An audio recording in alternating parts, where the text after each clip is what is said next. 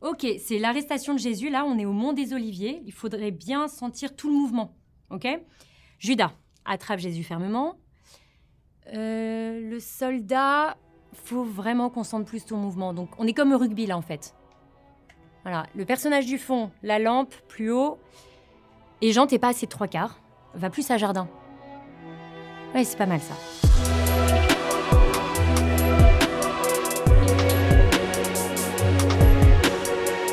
Vous avez vu Jésus? Il vous inspire quoi? Bah, j'en sais rien. Il est immobile. Il se laisse faire, non? Exactement. Il se laisse faire. Il se laisse embrasser par Judas. Il ne le repousse pas. Toute la violence qui s'annonce débute en fait par ce geste de tendresse, ce baiser. C'est étonnant, non? Quoi, vous auriez préféré que Judas lui mette sa main dans la figure? Ça aurait été plus cohérent comme geste pour un traître? Traître, oui, mais nous, Charlotte, ne sommes-nous pas un peu tous des traîtres, des Judas dans notre relation avec Dieu? Et le rapport à la liturgie, il est là.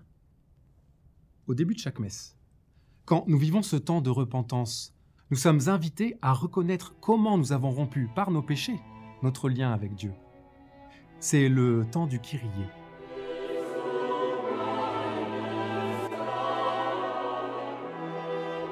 Vous voyez, il s'agit toujours d'une relation. C'est une démarche sincère où on vient renouer le lien. Mais Jean, il était proche de Jésus, non? Oui, pourquoi? Bah, pourquoi il part en étant si effrayé, alors? Ce tableau, c'est un peu comme votre métier de photographe.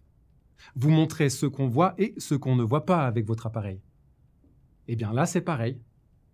Certaines choses se voient et d'autres restent invisibles. Tout comme nos amis d'Emmaüs la dernière fois, Jean ne voit pas encore ce qui est en train de se jouer. Un Dieu qui s'offre totalement. C'est pour pouvoir regarder avec les bons yeux que ce temps de repentance est nécessaire.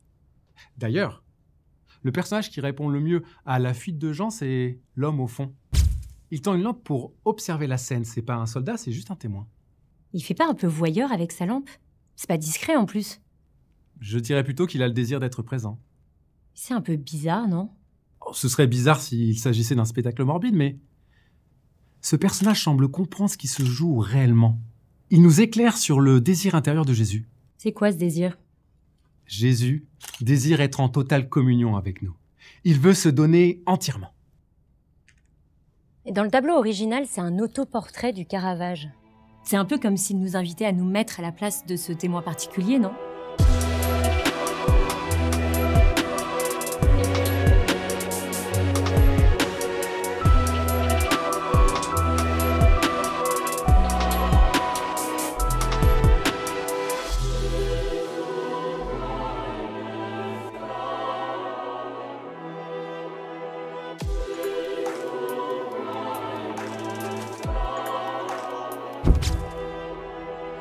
Toute cette agitation autour d'un personnage qui se laisse faire, c'est ça la messe en fait.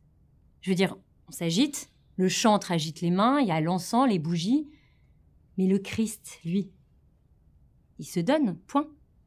Vous savez, je penserai à ça la prochaine fois que je célébrerai la messe.